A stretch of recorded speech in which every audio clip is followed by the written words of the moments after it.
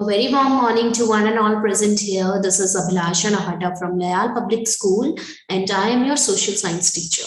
So, students, today we all are going to start our new chapter from your civics textbook, and the name of the chapter is Understanding Marginalization. Okay, one of the most important chapter in the with the perspective of society. Okay, we have to understand this term very properly, very clearly, because it affects a lot. In every sense it affects a lot. So understanding marginalization, first of all, what is the meaning of marginalization? What is the meaning of marginalization? Marginalization means to make a group of people or person or individual feel unimportant and isolated. एक ऐसा group जिसे हम एक ऐसा group या ऐसे लोगों को जब हम अनइम्पॉर्टेंट फील करवाते हैं, उनके साथ इनसिग्निफिकेंट ट्रीट करते हैं, ठीक है, और उनको आइसोलेटेड से रखते हैं, अलग से रखते हैं, ठीक है, उनको हम क्या बोलते हैं? Marginalisation. So in simple words, you can write it: treatment of a person, group as insignificant or unimportant, that is known as marginalization. Treatment of a person or a group as insignificant or unimportant and isolated, that is known as marginalization. Okay, so first of all, what does it mean to be socially marginalized? Socially, yes, obviously we all are like studying civics right now, and civics is the study of society, study of citizen. Okay, so what does it mean to be socially marginalized? To be marginalized is to be forced to occupy the sides or fringes. Fringes का मतलब edges होता है, outer edges को बोलते हैं, या फिर sides को आप बोल सकते हो, ठीक है, and does not be at the center of things. This is something that some of you have probably experienced in the classroom or playground. So to be marginalized is to be forced to occupy the sides of fringes and thus not be at the center of things. मतलब कि marginalized का मतलब क्या है? It means like आपको है ना किनारों पे रखते हैं, आपको साइड में रखते हैं, ठीक है, आपको इतना importance नहीं देते हैं. You are not at the center of things. You are maybe some of you may have experienced these things, like maybe in the classroom or maybe in the playground, maybe in your society also, कि आपको इतनी importance नहीं दी जाती है, आपसे मतलब आपको side में रखा जाता है, आपको बहुत अनइम्पॉर्टेंट सा फील करवाते हैं. That is known as marginalization. If you are like most people in your class, that is, if your taste in music or films is different, if your accent marks you out from others, if you are less chatty than others in your classroom, if you don't play the same sport that many of your classmates like, if you dress differently, the chances are that you feel you will not be considered to be in by your peers. Now maybe many of you have experienced this thing. I experienced it, ठीक है. May be हमारे जो test होते हैं music में, movies में, films जो हम देखते हैं, ठीक है, या जो हमारे बोलने का तरीका है, हमारी जो लैंग्वेज है, अगर या फिर हम बहुत ज्यादा क्या है इंट्रोवर्ट है हम, ठीक है, ज्यादा एक्सट्रोवर्ट नहीं है, इंट्रोवर्ट है हम, ज्यादा बातचीत नहीं करते हैं अपनी क्लास में, या फिर जो क्लास के लोग जो गेम्स खेलना पसंद करते हैं, हम वो गेम खेलना पसंद नहीं करते हैं, तो हमें क्या कंसिडर किया जाता है? मतलब मोस्टली हमारे क्लासमेट्स और हमारी जो फ्रेंड्स हैं, वो हमें क्या करते हैं? वो हमें साथ में नहीं लेते हैं. आई should not say the word friend, because अगर फ्रेंड होंगे तो वो आपके साथ ऐसा ट्रीट नहीं करेंगे. तो आपके जो क्लासमेट्स हैं या फिर आपके जो पीयर्स हैं, अगर आपके साथ ऐसा बिहेव करते हैं कि ठीक है, आप तुम्हारी चॉइस हमारी चॉइस के जैसी नहीं है, तुम हमसे काफी डिफरेंट हो, ठीक है, तो उस टाइम पे क्या होता है? May be you feel marginalised, socially marginalised, तुमको बहुत अनइम्पॉर्टेंट सा फील होता होगा, बहुत आइसोलेटेड सा, अलग सा फील होता होगा, ठीक है. सो आई हैव एक्सपीरियंस दैट, मतलब बहुत सारे मेरे जो टेस्ट हैं काफी डिफरेंट है कुछ चीजों में. तो मैंने अपने स्कूल टाइम पे मैंने कुछ चीजें बहुत ज्यादा फेस की है, लाइक मार्जिनलाइज सा, आइसोलेटेड सा मैंने भी फील किया है. तो इट्स वेरी कॉमन कि आप लोगों ने भी फील किया हो. ठीक है. So often you end up feeling that you are not with it, as if what you see, feel and think and how you act are not quite right or acceptable to others. अब इसका मतलब ये नहीं है, most of us like हम feel करते हैं if we are not like them, if our taste is not like their taste, तो हम बहुत बार क्या feel करते हैं कि हमें गलत है, हम सही नहीं है, हम लोग हमें एक्सेप्ट नहीं करते हैं, तो हमें अपनी चीजों को चेंज कर देना चाहिए. But it is totally okay, because this is the uniqueness which God has gifted us. सबने, गॉड ने सबको अलग बनाया है, और अगर बहुत सारे लोगों की अगर चॉइसेस सिमिलर है, आपकी डिफरेंट है, तो it's totally okay. Okay, so don't be ashamed of it, and it is, if it is acceptable और नॉट. बहुत सारी चीजें जो होती है, अगर अच्छी चीजें हैं तो सोसाइटी, आपको अपने आप को एक्सेप्ट करना है. ये नहीं सोचना है कि सोसाइटी क्या सोचेगी, या फिर हमारे पेरेंट्स क्या सोचेंगे, हमारे फ्रेंड्स क्या सोचेंगे. If that thing is right, then you have to accept yourself. Okay, so as in the classroom, in the social environment too, groups of people or communities may have the experience of being excluded. Their marginalization can be because they speak a different language, follow different customs, or belong to a different religious group from the majority community. Like many of us have seen in the classroom, like our in our society too, in our social environment too, group of people or communities, many of you have even experienced that कि हम बहुत excluded, अलग सा feel करते हैं, हमें ऐसा लगता है कि हमें कोई अपने ग्रुप में नहीं रखना चाहता है. और ये जो marginalization किस वजह से होती है, because maybe because they have a different language बोलते हैं, ठीक है, अलग कस्टम्स, रीति रिवाज, अपने कस्टम्स वगैरह जो हैं, अलग कस्टम्स को, रिचुअल्स को क्या है फॉलो करते हैं वो उनके जो मेजॉरिटी में मेजॉरिटी कम्युनिटी जिन कस्टम्स को, जिन रिलीजियस ट्रेडिशंस को फॉलो करती है, मे बी आप उनको फॉलो नहीं करते होंगे. So they may also feel marginalized because they are poor. हो सकता है आप पुअर हो, ठीक है, आप लो सोशल, आपका जो सोशल स्टेटस है काफी लो होगा, तो आपको एज अ लेस ह्यूमन समझा जाता है, ठीक है, इस वजह से भी आप मार्जिनलाइज्ड फील करते हो. Sometimes marginalized groups are viewed with hostility and fear.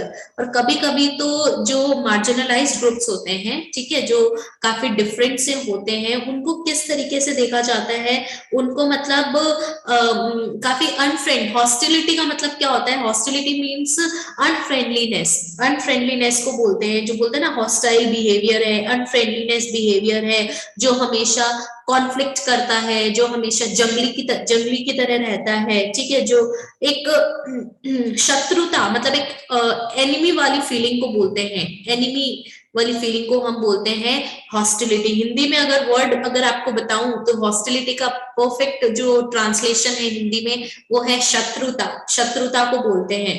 तो अनफ्रेंडलीनेस हो गया, या फिर आप बोल सकते हो कि हेट्रेड वाली फीलिंग हो गई, फियर, ठीक है. तो बहुत सारे मार्जिनलाइज्ड ग्रुप को ऐसे देखा जाता है, शत्रुता की नजर से देखा जाता है, हॉस्टाइल, या फिर उनको, उनसे काफी लोग डरते भी हैं.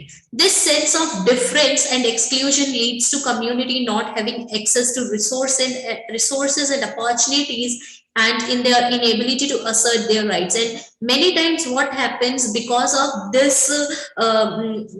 this exclusion, बहुत सारी communities जो हैं, जो काफी different होती हैं, उनको बहुत सारे resources, मतलब job opportunities नहीं मिल सकती है, या बहुत सारे resources उनको वो grasp नहीं कर पाते हैं, उनके जो rights हैं उनको वो assert नहीं कर पाते हैं, ठीक है. तो ये बहुत सारी चीजें बहुत common है जो हमें देखने को मिलती है. They experience a sense of disadvantage and powerlessness vis-a-vis more powerful and dominant section of society who own land and wealthy, better educated and politically powerful. और इसी experience से मतलब हम काफी बहुत सारे disadvantages भी हमें देखने को मिलते हैं जो ऑब्वियसली मार्जिनलाइजेशन जो होता है, मार्जिनलाइज्ड ग्रुप होता है, कंपैरेटिवली क्या होता है, उनकी जो वो लेस पावरफुल होता है, क्योंकि मेजॉरिटी में नहीं, वो माइनॉरिटी में होते हैं, ठीक है। तो जो मेजॉरिटी में कम्युनिटी होती है वो क्या करती है, उनको डोमिनेट करती है, ठीक है। जैसे कि मे बी उनके पास बहुत ज्यादा लैंड हो, बहुत वेल्दी हो, कंपैरेटिवली बहुत ज्यादा एजुकेटेड हो, पॉलिटिकली बहुत ज्यादा पावरफुल हो, ठीक है। तो बहुत सारे लोग जो है ये डिसएडवांटेज जो है, मार्जिनलाइज ग्रुप्स जो है, ये डिसएडवांटेज उनको ये इन सारे एक्सपीरियंस से गो थ्रू होना पड़ता है। Thus, marginalization is seldom experienced in one sphere. Economic, social, cultural, and political factors work together to make certain groups in society feel marginalized, ठीक है। सो इसलिए marginalization को एक क्या बोला गया है कि it like is often rarely experience. ऐसा नहीं है कि एक ही स्पेयर में एक ही की लैंग्वेज के, वन स्पेयर मतलब एक ही स्पेयर पे, मतलब एक ही तरीके से देखा जाता है कि अगर वो अलग लैंग्वेज बोलता है तो वो मार्जिनलाइज्ड है, नहीं। देयर आर मेनी थिंग्स जिसके अंदर हम बहुत अलग अलग तरीके से मार्जिनलाइजेशन हमें देखने को मिलता है, चाहे वो इकोनॉमिक सेंस में हो कि कितना रिच है कितना पुअर है, इकोनॉमिक सेंस में भी हमें देखने को मिलता है। उसके बाद हमें सोशली, सोसाइटी में, if we are like if we speak different language, or you can say if we are wearing different kinds of dresses, then also we feel marginalized. Cultural, if we are following different religion and we are following different traditions, then also cultural differences are also there. So many people feel marginalized in cultural basis also, even in the political factors also, ठीक है। politically this is the image कि कोई politician है तो white color के कुर्ता पजामा पहनेगा, ठीक है, एक टोपी लगाएगा। अगर वो नॉर्मली अगर जीन्स पैंट में आ रहा है, या फिर नॉर्मली अगर अपने लोकल का उसमें अटायर में आ रहा है, तो उसको भी क्या है, कभी कभी क्या है, मार्जिनलाइज्ड सोसाइटी जो है मार्जिनलाइज्ड फील करवाती है, ठीक है। So basically in this chapter we will talk about marginalization with the example of we will read about two communities that are considered to be socially marginalized in India today. We will talk about two communities, ठीक है। basically हम social marginalization जो है वो हम read करने वाले हैं इस chapter में। So basically, whoever the marginalized groups feel a sense of insecurity, disadvantage, and powerlessness in comparison to the dominant groups of society. And we will understand the meaning of marginalization. We will understand the concept of marginalization with the help of two examples, two communities that are considered to be socially marginalized in India today. Okay, so now Adivasis and marginalization. Adivasi scheduled tribes. The scheduled tribes, there is a term, this term Adivasi is used for the scheduled tribe community, especially tribal people who are living, especially who are living in forest areas. Okay. An Adivasi family in Delhi, Soma and Helen are watching the Republic Day parade on TV with their grandfather. Okay. Oh, see, an Adivasi float. Dadu, why do they always show Adivasis as only dancing?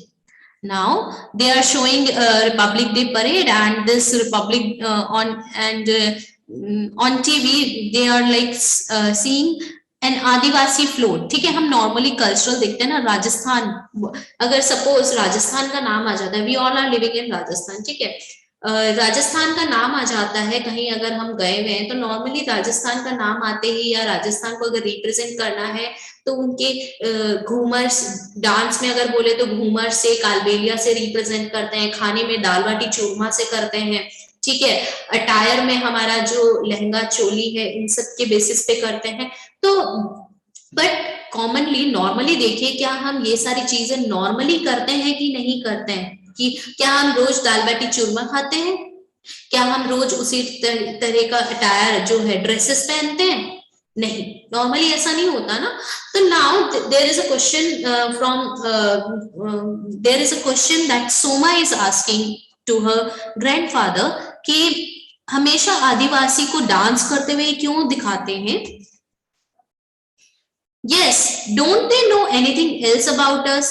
The lives of Adivasis are very rich. Most people don't know that. ठीक है, अब हमेशा वो बोलते हैं कि हमेशा ऐसा ही क्यों दिखाते हैं, और भी तो बहुत सारी चीजें हैं ना हमारे अंदर, तो वो भी तो दिखा सकते हैं. So now his grandfather is replying to them कि जो आदिवासीज हैं उनका जो कल्चर है, जो उनके जो लाइव्स है काफी रिच है, एंड बहुत सारे लोगों को उनके बारे में नहीं पता है. Many of us also don't know about them, right? So now, when I was young, our village in Odisha was beautiful.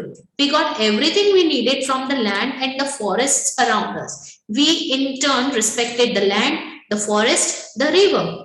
Now his Dadu was telling his experience to them. Then when he was young, उनका जो गांव था, उड़ीसा के गांव से वो belong करते थे, बहुत ही सुंदर था, और हमें जितनी भी जरूरत होती थी, जो भी खाने की, पीने की, या whatever the things we require, हमें फॉरेस्ट से सारी चीजें मिल जाती थी, और उसके बदले में हम जो लैंड थी, फॉरेस्ट थी, जो रिवर थे, उनकी क्या करते थे, रिस्पेक्ट करते थे. We worship those things. Okay. Suddenly, we were told that the forest was not ours. Forest officials and contractors cut down large parts of it. If we protested, they beat us and then took us to the court, where we did not have our lawyers and could not fight our cases. अब देखो, suddenly एक दिन क्या हुआ, उन लोगों को बोल दिया गया कि ये जो फॉरेस्ट है, this forest was not yours, and many forest officials came, contractors came, they cut down the large parts of the forest, and if they tried to protest them, what officials did to them, they beat them, they took them to the court, and उनके पास इतने lawyers, और they were not so rich कि वो lawyers को higher कर सके, या फिर रिच नहीं, तो they were not so aware about the lawyers and this judicial system. तो केसेस को कौन लड़ता, तो ये सारी चीजें होती थी. Then how did you survive, Dadu?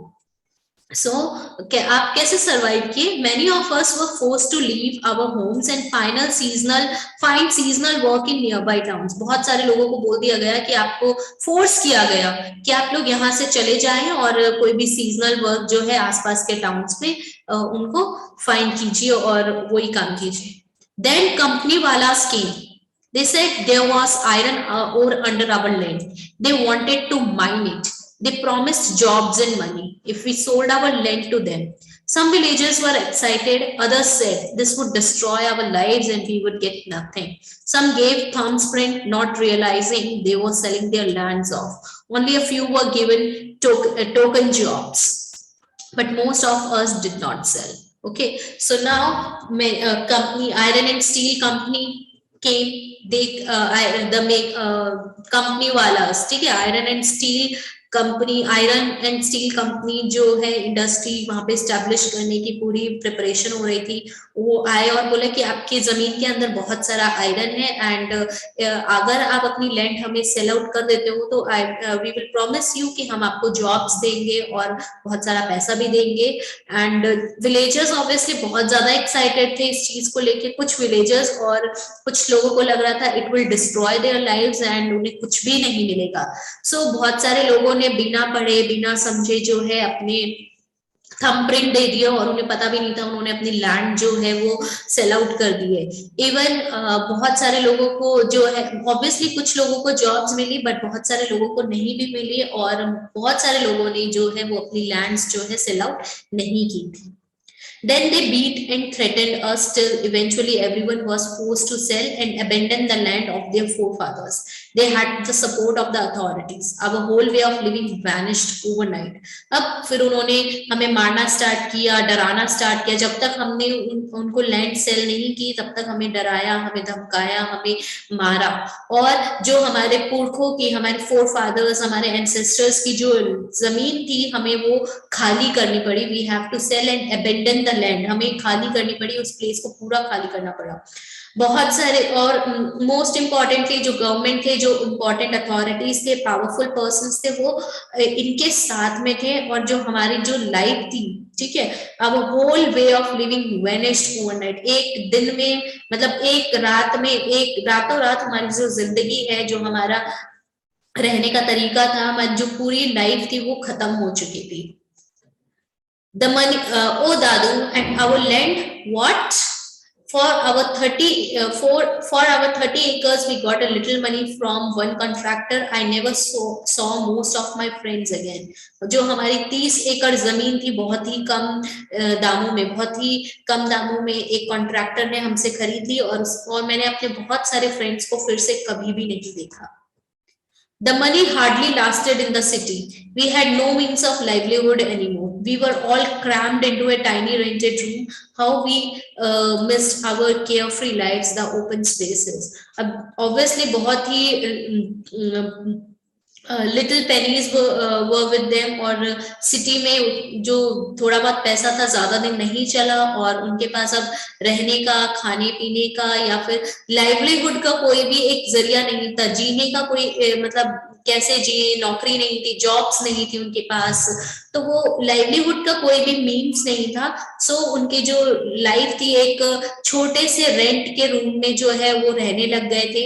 And उनकी जो केयर फ्री लाइफ थी, जो ओपन स्पेसेस में वो काम करते थे, रहते थे, वो सारी चीजें क्या हो चुकी थी, खत्म हो चुकी थी. और वो बहुत ज्यादा मिस करते थे इनको, इन सारी चीजों को. After a few years, your father got a job in Delhi and we all moved here. Those were very difficult times. That is why both of you did not go to school for several years. और कुछ सालों बाद क्या हुआ, तो हम दिल्ली आ गए, तुम्हारे फादर को दिल्ली में जॉब मिल गई, और बहुत ही डिफिकल्ट टाइम था वो. एंड बहुत सालों तक तुम दोनों भी स्कूल इसी वजह से नहीं जा पाए थे, क्योंकि हमारे पास इतने enough, we did not have enough money.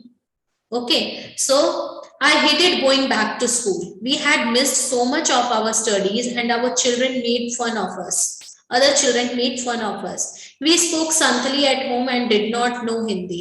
अब बहुत सारे लोग जो, मुझे स्कूल जाना बिल्कुल नहीं पसंद. अब देखो, now this boy is like sharing what he is feeling at school with her sister, with his sister.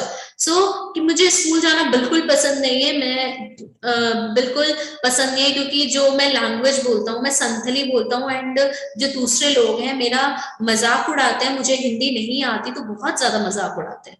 But now we have friends. I can even speak some English now. But अब तो हमारे कुछ दोस्त भी बन चुके हैं, तो हम इंग्लिश भी थोड़ा बहुत बोल लेते हैं.